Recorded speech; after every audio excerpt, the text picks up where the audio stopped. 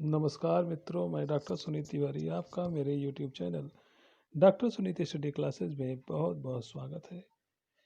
सबसे पहले मैं आज आपको बता दूं, निष्ठा प्रशिक्षण मॉड्यूल 7 विद्यालय आधारित आकलन जो सभी राज्यों के लिए है।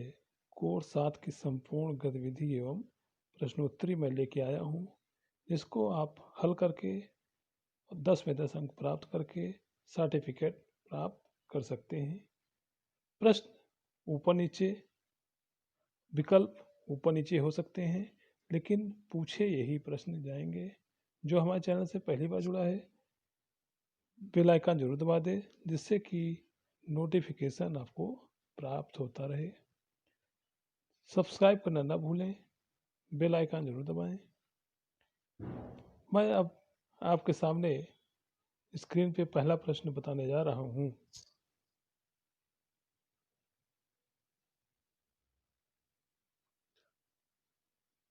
गणित में सीखने की अक्षमता का आकलन निम्नलिखित परीक्षणों में से किसके द्वारा उचित रूप से किया जा सकता है?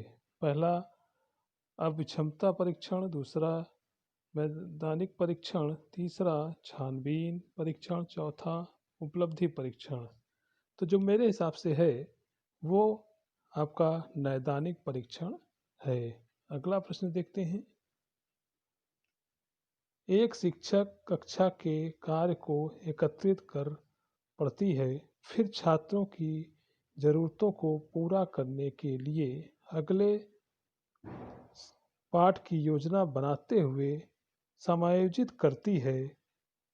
वह कर रही है सीखने का आकलन, दूसरा है सीखने के लिए आकलन, तीसरा ऑप्शन है सीखने का आकलन, चौथा है सीखने के रूप में आकलन।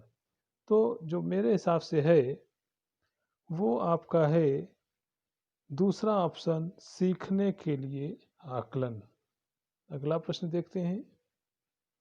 सतत और व्यापक आकलन आवश्यक है।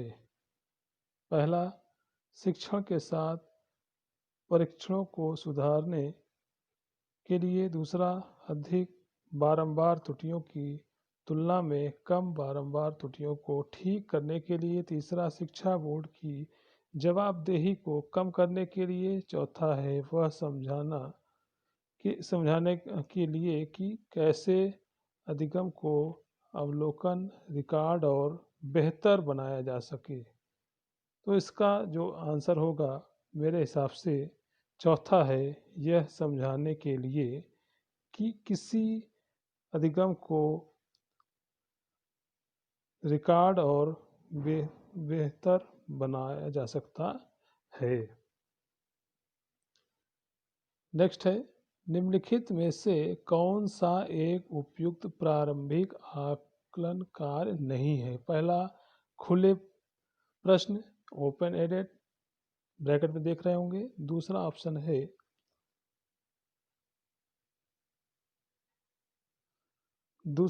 है परियोजना, तीसरा है अवलोकन, चौथा है छात्रों की रैंकिंग। तो इसमें जो आपका आंसर होगा छात्रों की रैंकिंग, यानी कि निम्नलिखित में से कौन सा एक उपयुक्त प्रारंभिक आकलन कार्य नहीं है? तो छात्रों की रैंकिंग ये आपका आकलन का कार्य नहीं है और सब आकलन के कार्य हैं। अगला प्रश्न देखते हैं। कक्षा में समूह गतिविधियों द्वारा छात्रों में निम्नलिखित में से किसे विकसित किया जाता है? पहला, अनुशासन, दूसरा सहयोग, तीसरा नेतृत्व की भावना, चौथा उत्साह की भावना। तो इसमें आप ऑप्शन देख रहे होंगे, विकल्प 2 सही है। सहयोग, यानी कक्षा में समूह गतिविधियों द्वारा छात्रों में निम्नलिखित में से किसे विकसित किया जाता है? तो कक्षा में सहयोग की भावना को विकसित किया जाता है। अगला प्रश्न देखते हैं। छात्र अधिगम मापदंड हिस्सा है।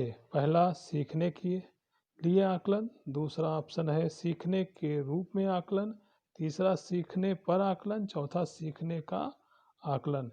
4 विकल्प में से जो मेरे हिसाब से है छात्र अधिगम मानदंड का हिस्सा है, वो चौथा ऑप्शन आप देख रहे होंगे जो नीली स्याही में है, सीखने का आकलन। आगे हम बढ़ते हैं अगले प्रश्न की ओर। निम्न में से कौन सी विद्यालय आधारित आकलन ACA की मुख्य विशेषता है? पहला आधारित गतिविधि, दूसरा प्रशिक्षण आधारित गतिविधि, तीसरा शिक्षक क्रेडिट गतिविधि, चौथा योग्यता आधारित गतिविधि। तो जो मेरे हिसाब से ऑप्शन होगा योग्यता आधारित गतिविधि। पहला ऑप्शन जैसे सामग्री आधारित गतिविधि नहीं हो सकता है, दूसरा प्रशिक्षण आधारित गतिविधि यानी ड्रिल वो नहीं हो सकता है, शिक्षक क्रेडिट गतिविधि ये भी नहीं होगा, योग्यता आधारित यानी कि निम्न में से कौन सा विद्यालय आधारित आकलन है? वो योग्यता आधारित आकलन है। अगला प्रश्न है मित्रों, आकलन का उद्देश्य है। पहला ऑप्शन जैसे किसी छात्र को अंक प्रदान करना, दूसरा छात्रों की उपलब्धियों का आकलन करना, तीसरा है किसी चीज की गुणवत्ता के बारे में निर्णय लेना, चौथा है किसी एक विषय में छात्र का परीक्षण करना। तो जो हमारे हिसाब से होगा वो होगा किसी चीज की गुणवत्ता के बारे में निर्णय लेना आकलन का उद्देश्य होता है। अगला प्रश्न देखते हैं। निर्देश के अंत में उपलब्धि का आकलन करना पहला सीखने के लिए आवश्यक आकलन है, सीखने का आकलन है, नैदानिक आकलन है या सीखने के रूप में आकलन है? तो इसका दूसरा ऑप्शन सही है, सीखने का आकलन है कि निर्देश के अंत में उपलब्धि का आकलन सीखने के लिए आकलन नहीं है, सीखने का आकलन है, जो मेरे हिसाब से सही है। ऑप्शन ऊपर नीचे होगा लेकिन प्रश्न वही होंगे, उत्तर भी वही होगा, ऑप्शन ऊपर नीचे हो सकते हैं। आगे हम पढ़ते हैं। अंतिम प्रश्न, अधिगम का अनुवीक्षक आकलन हिस्सा है।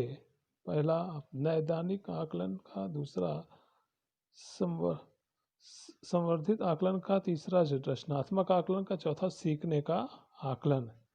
इन चार ऑप्शन में से जो मेरे हिसाब से है आपका वो है रचनात्मक आकलन। अधिगम का अनुवेशिक आकलन हिस्सा है, नैदानिक आकलन गलत है। दूसरा सांकेतिक आकलन बिल्कुल गलत। तीसरा रचनात्मक आकलन सबसे सही है और सीखने का आवश्यक आकलन ये भी नहीं होगा। तो इस हिसाब से ये जो 10 प्रश्न हैं इसके आधार पे आप भी 10 में 10 अंक प्राप्त कर सकते हैं और सर्टिफिकेट प्राप्त कर सकते हैं। जो हमारे चैनल को पहली बार देख रहा है सब्सक्राइब करना ना भूले, बेल आइकन जरूर दबा दे ताकि उसको नया नोटिफिकेशन प्राप्त होता रहे। तब तक के लिए